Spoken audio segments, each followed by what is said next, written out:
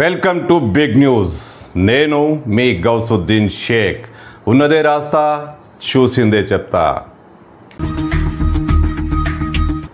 ఈ వార్త నిజమే అయితే, ఈ లీకేజీ కరెక్టే అయితే గులాబీ పార్టీకి, అదే బీఆర్ఎస్కు పెద్ద షాక్, బిగ్ షాక్ అని చెప్పొచ్చు.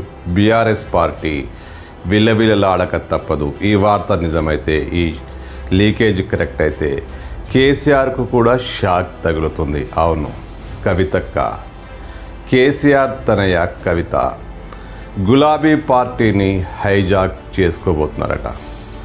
గులాబీ పార్టీ కవిత ఆధీనంలోకి రాబోతుందట. అంటే ఏంటి? ఇక బీఆర్ఎస్లోంచి అందరూ నేతలు, శ్రేణులు అంతా కవిత పార్టీలో చేరిపోతున్నారా?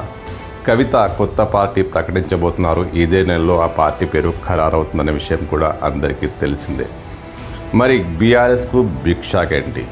కవిత వల్ల బీఆర్ఎస్కు కొంత ఇబ్బంది, అది కాదలేము. కానీ ఈ బిగ్ షాక్ గోల్ ఏంటి అంటారా? టీఆర్ఎస్. కవిత కొత్త పార్టీలో టీఆర్ఎస్ పేరుంటుందట. అసలు తెలంగాణ రాష్ట్ర సమితి పేరునే ఖరారు చేస్తే ఎలా ఉంటుంది అన్న ఒక చర్చ కూడా కవిత వర్గాల్లో మొదలైందట.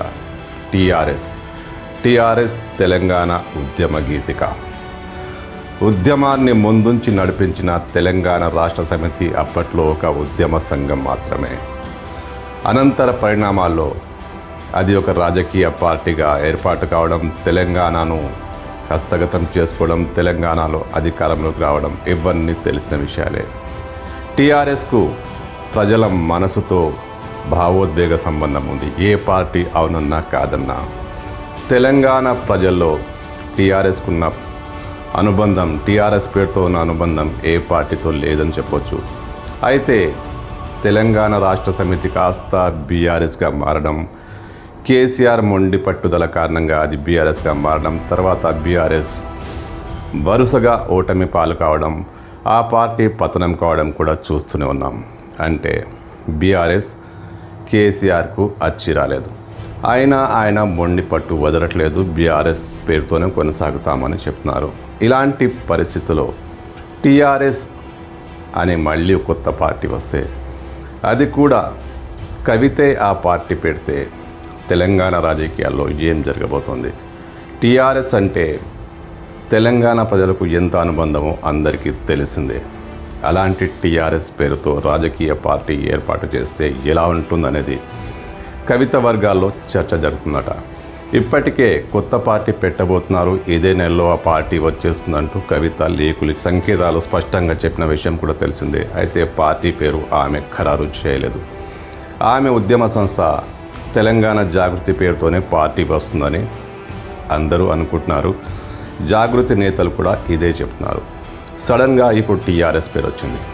టీఆర్ఎస్ పేరును కూడా పరిశీలిస్తున్నట్లు కవిత చెప్పేశారు. ఏం జరగబోతుంది? కవిత టీఆర్ఎస్ పార్టీతో పేరు పెడితే అదే రంగు పోలిన జెండా, దాదాపు అలాంటి జెండా పెడితే ప్రజల్లో ఏం జరగబోతుంది? ప్రజల్లో ఆదరణ ఎలా ఉంటుంది? కవితకు ఎంత ఆదరణ ఉందో లేదో చెప్పలేం. కానీ టీఆర్ఎస్కు మాత్రం బలమైన ఆదరణ ప్రజల్లో ఉంటుంది.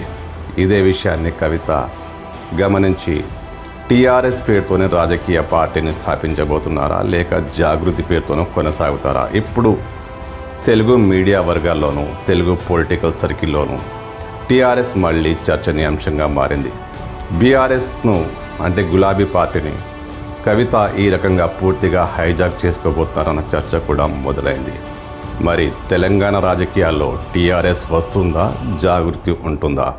కవితక్క నిర్ణయం మేరకు ఇప్పుడు ఈ విషయం ఆధారపడి ఉంది.